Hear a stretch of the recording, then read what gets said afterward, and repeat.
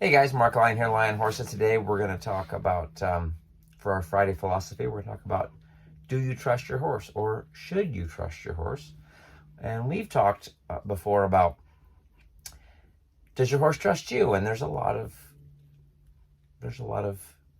topics or chit chat about getting your horse to trust you. And today we're going to talk about the other side of that. That's should you trust your horse, or has your horse earned your trust? You know, we talk about earning the horse's trust. Well, this is going to be about the horse earning ours. And so, just got back from Montana and had a great time out there. Did a bunch of clinics.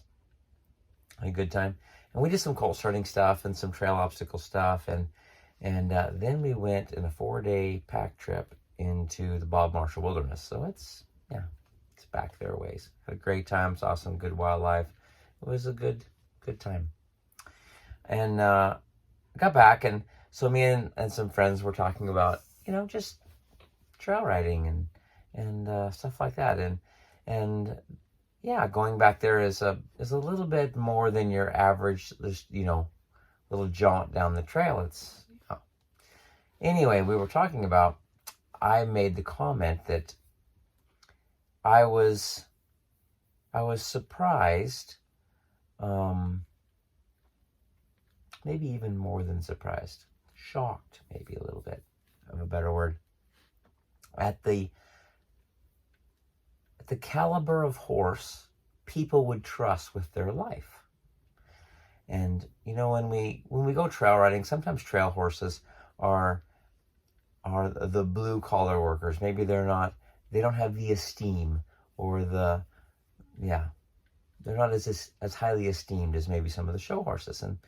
And I can debate that later, but out on the trail, it's real life. Like that horse, and not all the time. I mean, it's not like we're walking down a trail that's just got something that'll kill you behind every bush. It's not like, it's fraught with danger. But there are certainly some things out there that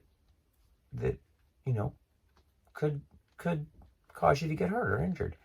And when we were out there were several trails that we went on that were very in very close proximity to cliffs, that if you stepped off of one, you would not survive your trip to the bottom. Let's put it that way. And it was interesting to me how, some people, they kind of get on their horse and they think, they will put their trust in that horse, and they'll go out on a trail, and there's no way I would. There's no way I would get on that horse and go for a ride out there. And I've been known to take chances that maybe I shouldn't. So, maybe a little gutsier than most. And what I think happens is they don't realize how much, maybe it's not that they don't realize, but they don't see some of the details that I see. And so I think if you can trust your horse when your horse does things that promote that. And so I was talking to a buddy of mine, and I was saying, it's amazing that people will take their horse out of the mountains where they could die, and there's some wildlife, there's bears out there, there's some stuff out there, there's cliffs, it's not, you need to have your wits about you. You need to be kind of paying attention, and your horse needs to be dependable, and it won't stand still while you get on it. I mean, that's kind of a basic thing. Like if your horse isn't respectful or compliant or partnered with you enough that it will stand still while you get on, you stand still while you saddle it, not throw a fit when its friends leave. Not, there's a ton of things that people go, oh yeah, but, he just got, well, I understand he's a little worried, but when his friends go away and if your two of your friends get bucked off and their horses stampede away, would yours be willing to stay with you instead of following the two idiots that that dumped their riders and are now running off in the woods?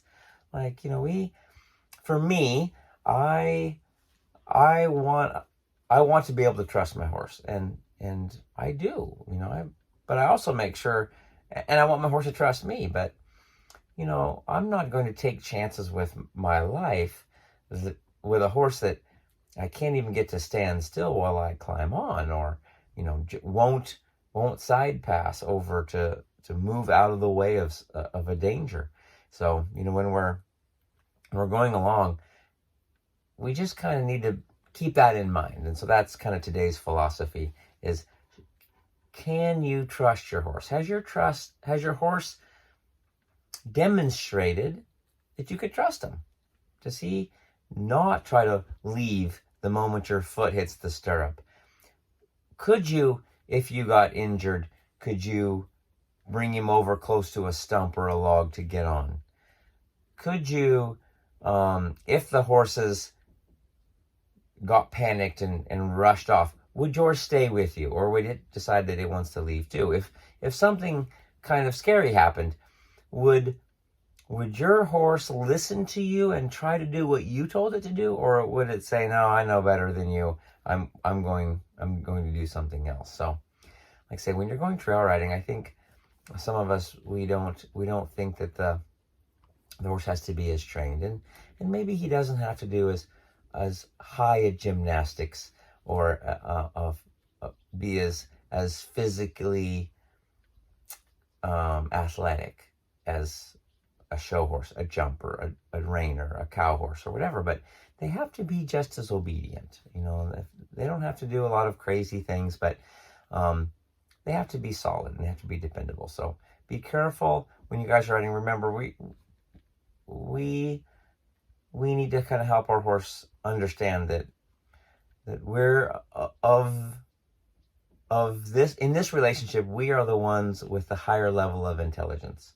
And so when we say, "Hey, this is what we need to do," we need our horse to be able to say, "Okay, if you say so, then that's what we're going to do." So hope this little tip helps. Remember, we're all trying to be the person our horse deserves, and that includes you and the horse coming back in one piece without being injured. And it's our responsibility to get that to happen, and it's the horse's responsibility to do what we ask it to do, because we're the one with the higher intelligence, and we can see things and understand what's going to happen, and so we don't need our horse to get us both injured because he saw something, he saw a piece of plastic fluttering in the breeze and decided to jump off the trail. So hope this tip helps. Catch you guys later.